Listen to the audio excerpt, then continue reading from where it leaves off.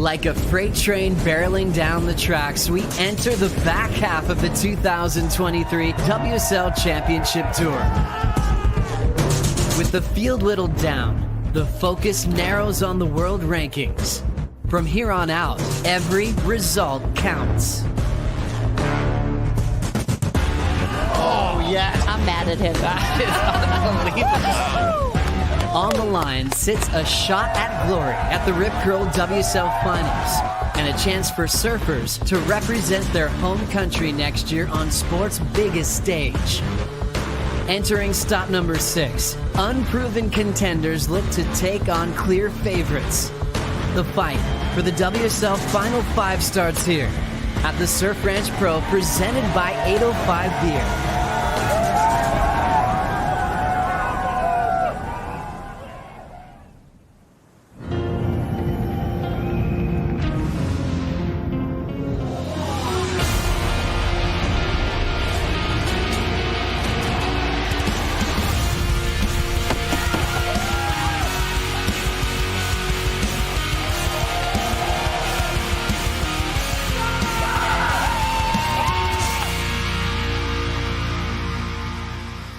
Good morning and welcome to the SAMBAZON Dawn Patrol for the Surf Ranch Pro presented by 805 Beer. Happy Finals Day. Raimana next to Italo Ferreira. Things getting exciting for this man from California, Griffith Colapinto. He was sensational last night. And the Dora family.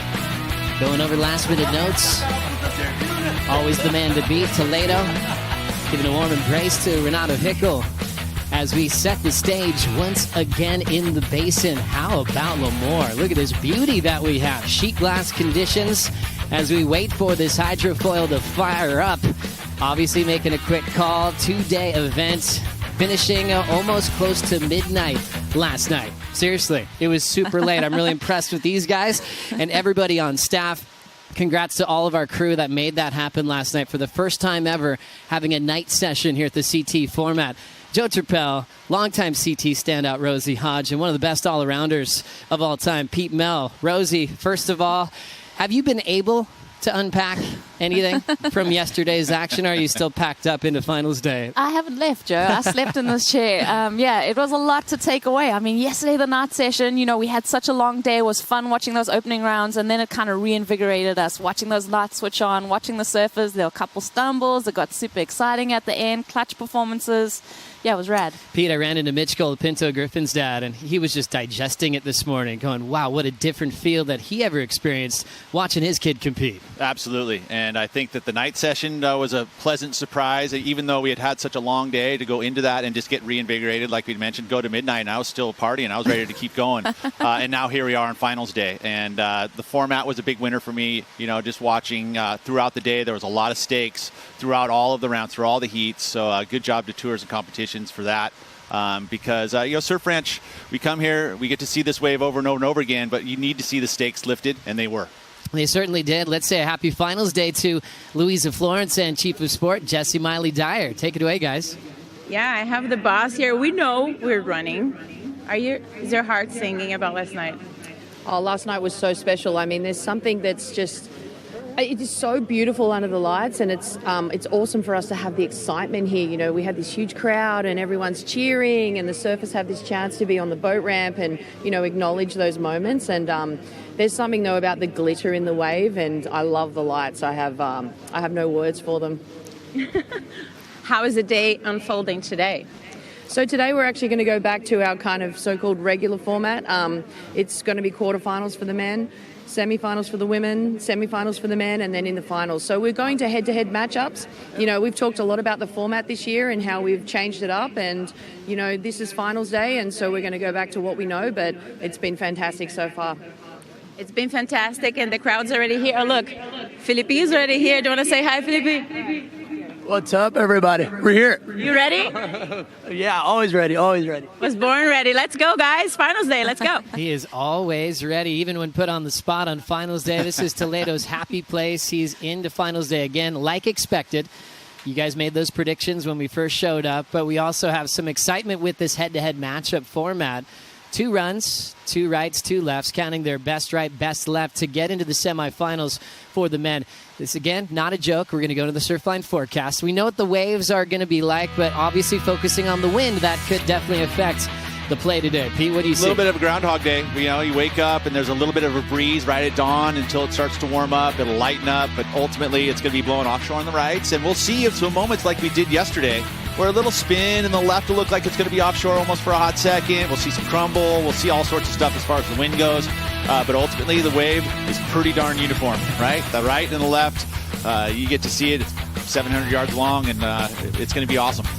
And I guess we really get to enjoy those little unpredictable moments. We had Kelly up here last night, and he talked about one section that caught him by surprise. And I was kind of shocked by that. A guy who spent more time than anyone in this basin still has surprises when he gets to his feet out here. Yeah, it was interesting. I mean, he did say, I never fall on that section of the wave, so it surprised him. I did note there on the Surfline forecast, it does look like the wind's going to kick up a little bit of a notch today. So, yeah, we'll see. The surfers are so good at adjusting and adapting.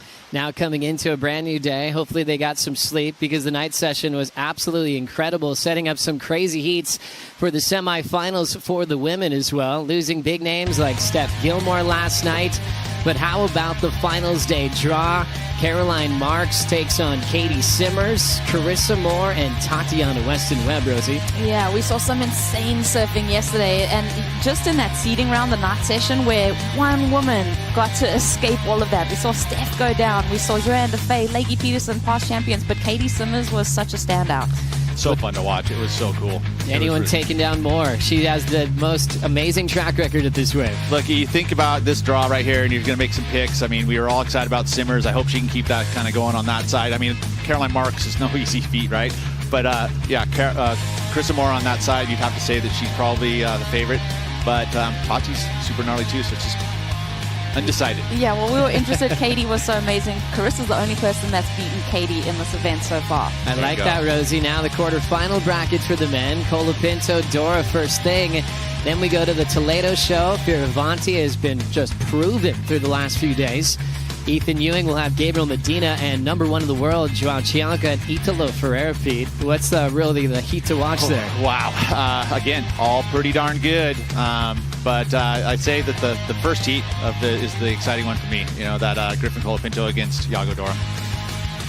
I just noticed the Ethan Ewing, Gabriel Medina going back to Bells Beach where those guys met up. I think, we like to talk about rivalries and just getting one back. It's going to be interesting to watch that one unfold. And now it's all based on seeding to set up these matchups on the rankings on tour. Remember, a lot of things shifting in that WSL Final 5 picture. The big news yesterday, John out. He was number 6 in the world. Jack Robinson obviously trying to get back from injury, knocked out in the qualifying round. So things might be shaken up heading into El Salvador. Yeah, this is fun. I think people didn't expect it to happen so quickly. People were almost shocked to hear that they had lost John. I mean, he got knocked out by Kanoa out of that top 2 spot. So much shuffling happening on that leaderboard. Excitement coming into finals day. Coming up next on the SAMBAZON Dawn Patrol, we're going to have a big recap on what happened on day 1 of competition with AJ and Mitch. We'll be right back.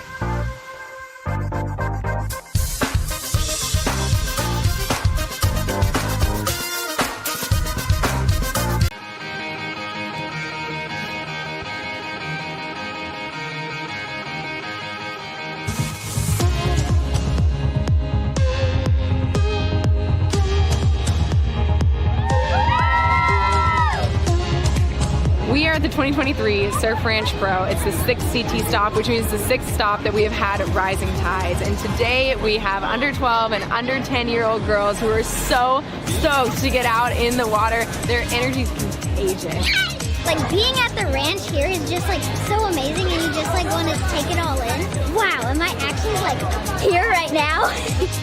It is so sick as a woman surfer who just loves empowering other girls to see this group come out. I'm so stoked for these girls. Yeah, I can't take it. We're all going to be on the CT one day. Hopefully here surfing at this contest. This is why we do it, right? We do it because this is where it starts for them. And this is how they say, I can be a CT surfer.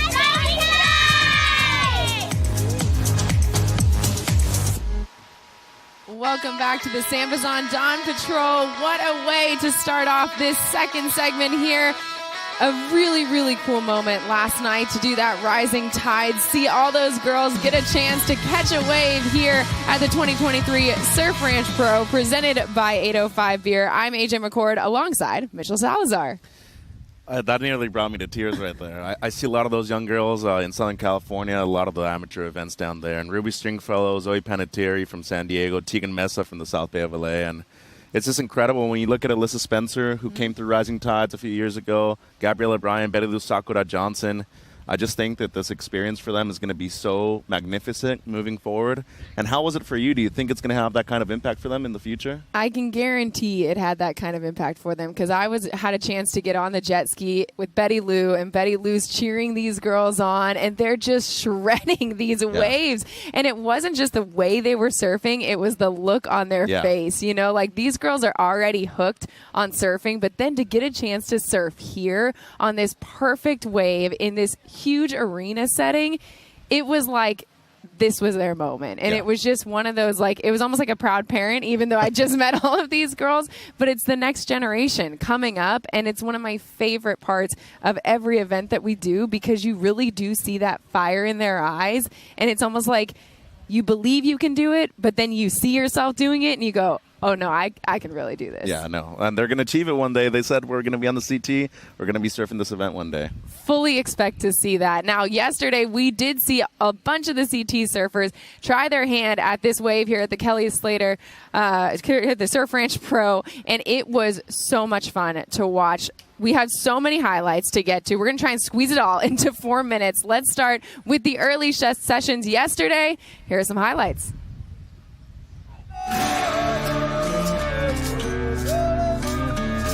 It is all about the title race from this point on. It's all about making the WSL Final 5 and also qualification season for the Olympics as well. Wow, that was amazing. Ooh. All right. Gosh, he looks loose. Leo's heating up. That's a big win for me.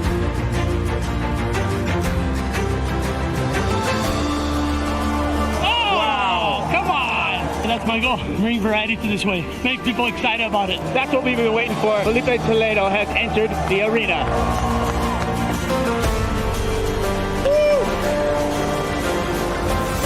That's left. We've seen Redden all day long.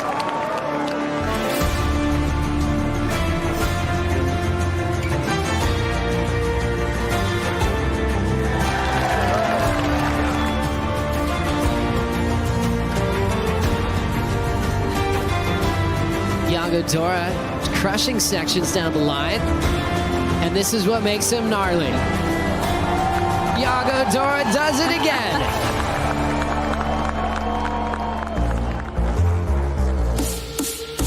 And time for the Medina show.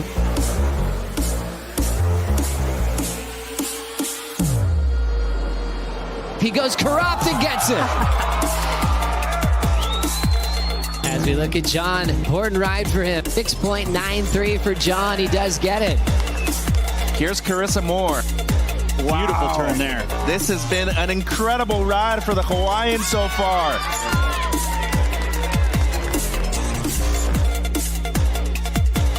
And the deep barrel. Comes out of the initial barrel right there.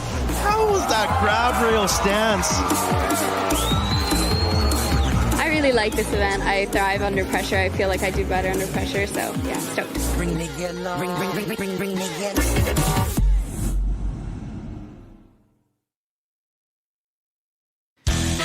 From the legends and the champions at this event to the ones who are trying to prove that they have what it takes to be on the CT, we saw so many surfers bring the heat during the day yesterday, matching the temperatures here in Lemoore. Mitch, what was the biggest takeaway for you? Well, obviously seeing, Gabe and Felipe move through with ease was very impressive. Got to give a lot of props to Leo Fioravanti. Mm-hmm. First heat of the entire event, goes out there and gets the heat win. Beats Jordy Smith, Kelly Slater, and Jack Robinson, is currently rated number 5. I think that an impressive performance from him against Felipe guarantees him a semifinal finish. I think if he can beat Felipe, he can beat anybody else. On the women's side, really like Tati. She embraces that underdog spirit. And I think Caitlin Simmers is going to surprise a lot of people. She obviously made it through the qualifying round into the night session, won that wild card into the semifinals, and now she has a shot of winning her second CT event of the season. To me, what was so cool was the pressure that these surfers performed under and how they rose to the occasion. And if you thought there was pressure in the early sessions, let's talk about the night session, because that on the men, there were only 2 spots available on finals day. The women just 1, and whew, we were down to the wire. We're in the night session. This is one single wave, all on the line. It should be an exciting night of action right here. When do you get to say that? Last chance effort for McGillivray. Kelly Slater, first wave of the night session for him. How's that layback dagger on the outside? Oh, Kelly goes down! Oh, I'm baffled, Mitch. It's kind of a blur now. I don't usually fall right there. The young Californian from San Clemente. Strider, how's this angle? Oh, it looks like Friday Night Lights, baby. Yeah. Come on! Wow. Get the Cold Pinto, ladies and gentlemen. Let's do this. Josh won. He's here to play under the lights. In 8.3 for Kanoa Garashi. John moves out of the top 2. He's definitely fired up. He knows it's coming down to this wave. What does he have for us? Throws the fins out, stomps the reverse in the flats. Scores coming in and gets it. Gisela. Wow. Blowing tail out the back. That was insane right there. The 8-time world champion, Stephanie Gilmore, looking to beat a 7-point ride at the moment from Lakey Peterson deep in the barrel. She's out.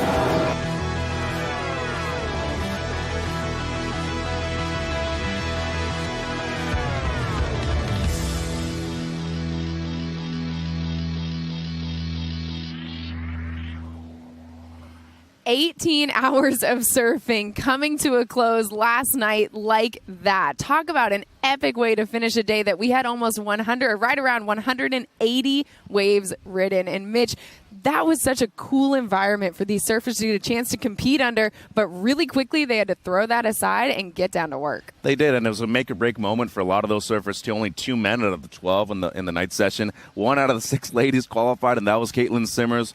I think it was a great breath of fresh air, though, if I'm completely honest. I think the formatting here really worked out on the first day. Obviously, now going into finals day, you have everybody getting 4 chances. But to me, that was maybe one of the best days of surfing I've ever seen professionally. And I really liked that people had to step up to the plate. Italo Ferreira, came down to literally the last wave. He performed what he needed to. Kanoa was in second for the whole time, and then Griffin Colapinto dropping the best score out of the night session.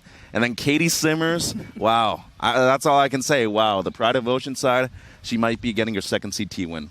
And all those Rising Tides girls were waiting right there when Katie got out of the water, cheering her on and so excited because she was one of them not that long ago. So much on the line here on finals day, but it's not just today we are talking about, because this is a really important season for a lot of these CT surfers looking for a chance to represent their country on sport's biggest stage. We're talking qualification season when we come back.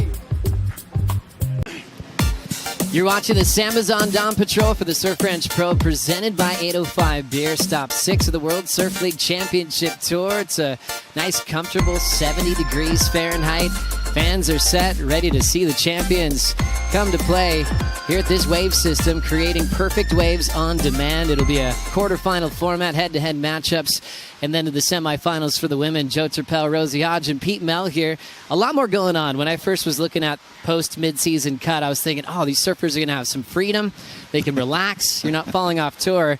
Leo the other day reminded me that's not the case, because you're fighting for a spot in the WSL Final 5 for 1, but also this year, Olympic qualification season, Rosie. Yeah, and what a special place to be in, to represent your nation on the world's biggest stage. So there is a lot at stake, a lot of motivation for these surfers this season. As we check out qualification season this year, the WSL CT Championship Tour will provisionally qualify 8 women for Paris 2024. Each country can qualify up to 2 women through the championship tour, as we focus on USA and Australia here, Pete. Yeah, and you look at it, it's not easy, right? You got to get there, and not limited spots, which is always so. Yeah, that's an added stress to the final part of the year. As we look at Carissa Moore, Caroline Marks, if it ended today, they'd be in that position. Carissa won the first gold for surfing in Japan. Also looking at 4 women who have already provisionally qualified for 2024 Olympic Games. Tatiana Weston-Webb, Joanne Defay, Brisa Hennessy, and also Teresa Bonvalot got that announcement when we were at stop number 5 at Margaret River. They were so thrilled. They were honored. There's a beautiful presentation, and some of those are returning to the Olympic Games. They got to feel that first kind of energy back in Japan. Now they know what to do to try to go for gold. Yeah, I mean, what a special feeling. I can't wait to see who kind of rounds that out, though, too. We've got such a good mix of nations in the on the championship tour. It's true. And now, Pete, I know you got really excited when you realized, hey, wait, Paris 2024, Tahiti? Yeah. Oh, my goodness, what a venue. Right, and think about an extra, lure to try and get to the Olympic Games to surf that and win a gold there. Unbelievable. Let's focus on the men's side, what we have so far for qualification season as we check out how it's going to work out. 10 men can provisionally qualify for Paris 2024. Each country can have up to 2 men through the championship tour. Looking at Brazil and Australia, Chianca, Toledo, so far in those top 2 spots. Jack Robinson, Ethan Ewing, so far, Rosie, holding it down for Australia. Yeah, I mean, look how stacked those 2 nations are. Arguably the most competitive when it comes to the Olympics from what we saw over in Japan. So, yeah, those 2 spots so coveted. I mean, the USA's got a couple people in the mix, so it's going to be fun. Also looking at USA with Griffin and John in a great spot, and also a lot of surfers represent different parts of the globe with Leo, Maddie, Jordy, and Rio Waida. What are you seeing there, Pete? Well, you see the 2 that are kind of way ahead, I guess you could say, and somewhat with John, and Griffin, and I know that those were high priority goals for their year, so they're going to want to keep those 2 spots there. And then you look at Leo Fioravanti, he is the Italian, right? So it's going to be nice to see him hopefully get a spot there. When I look at all the surfers representing USA, the positive for this country is I think anybody who qualifies will do incredibly well at the end of the road at Te Hupo'o. When you look at that whole list, there's really no weaknesses when it comes to performing on that slab. Oh, definitely. And I think that's one thing that Kelly really highlighted. He wants to be in that Olympic conversation. So that's going to really invigorate him for the rest of the season to make that qualification. So I can't wait to see who makes the games. We will keep you posted. And the cool part about the championship tour, Tahiti is the last regular season event where we could be making some of those announcements. Yago Dora was the man to beat yesterday, set the mark with the highest single score of the day. He's preparing for finals day in a big quarterfinal with Griffin Colapinto. The SAMBAZON Dawn Patrol continues after this.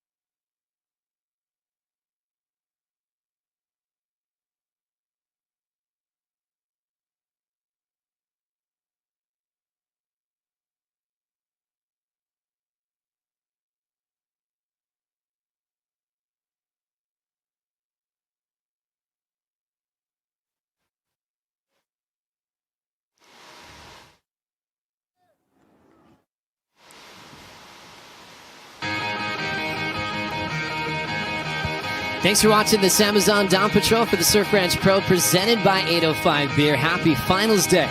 It is on. Quarterfinals for men, semifinals for women. Everything's nice and calm here in the basin as we anticipate fireworks to see who will be crowning our champions, or who will be the champions at the end of the day. Joe Turpel, Rosie Hodge, and Peter Mel here for the call. So much excitement coming off the night session. And just to note again, it's a brand new format that we never experienced here at this venue. I just need to go to you, Rosie, with who is really exciting you the most when you look at this women's semifinal bracket. Ooh, the women's semifinals, Joe, have been really interesting for me. But, you know, off the bat, Carissa Moore defending the title and just, having such success here. She's so consistent and she was looking lethal. Yeah, it's so consistent. Really exciting to watch her perform. What about for you, Pete, last night? Yeah, I mean, I agree with Rosie here, but I mean, Caroline last night, Caitlin Simmers last night, unbelievable. Just unique lines, just free. It was pretty authentic surfing out there. As we check out the bracket, Caitlin Simmers, just 17, world number 5, has to deal with Caroline Marks. How's this one playing out? Are you going with the excitement of this youthful movement? Oh, I love this heat on paper. You got the goofy versus natural. Caroline Marks is so lethal. She's just a hammer. But Katie Simmers, there's something about her that just surfs from the heart. She's got such a unique perspective and so exciting to watch. You never take your eyes off her. You kind of look at this wave that's, man-made, and she brings the joy that you get in the ocean, that natural kind of stoke when she rides a wave out here. It's crazy, right? And we were discussing that, for a wave being as mechanical and, similar every single time. It's this free spirit. I don't think there's been a single ride that has matched up. It doesn't look like she has absolutely zero routine. She's just out there feeling it. Well, am I getting this right? Are we getting a brand new champ this year from both of you? Are you guys both going with Caitlin Simmers for the win today? I believe so. Yeah, I think she's going to do great, but Carissa beat her in the opening rounds yesterday, so we'll see. But I was on the phone to my husband, and the thing I said to him for highlight, watch Katie Simmers' wave. Like that was the first thing that popped in my mind, if you're going to watch something. And that's real. That's when someone's making an impact. They're changing pro surfing. She already had a win this year, and it looks so natural. She's getting comparisons to Reynolds and Tom Curran and all these mysterious professional surfers that just have that special connection to change surfing. Yeah, good. It's so refreshing. It really is. Also looking at Carissa Moore, though, I can't really go away from what she's done out here. Her consistency is just unbelievable. The way she really proves herself out here. I'm looking for her to take out another title.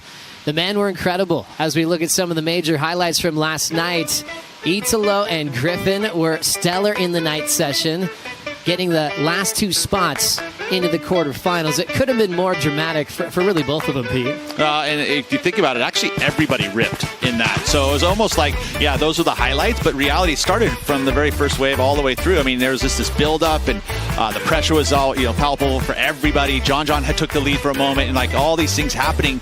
So it was a full storyline, and then, of course, ending with the very last wave of that session with Italo getting the cut. So true. In my mind, Pete, I think there were a couple falters.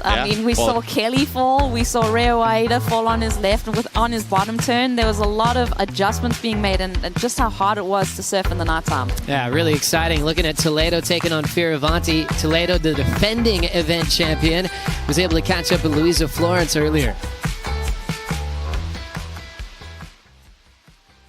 Awesome. But did you have FOMO from seeing the surf last night? To be honest, not really. Definitely didn't want to be in that round surfing at night. But, it was just good to take a break, relax, save the energy for today. Today's going to be a big day. Yeah. A lot of waves to surf. So, just ready and excited for it. You were just playing ping pong with your sister. How do you prepare yourself mentally? Is the fun? Is the focus? How does it work for you? I feel like, when we're having fun, that's, when everything happens. So just staying comfortable, cruising with the family, friends here.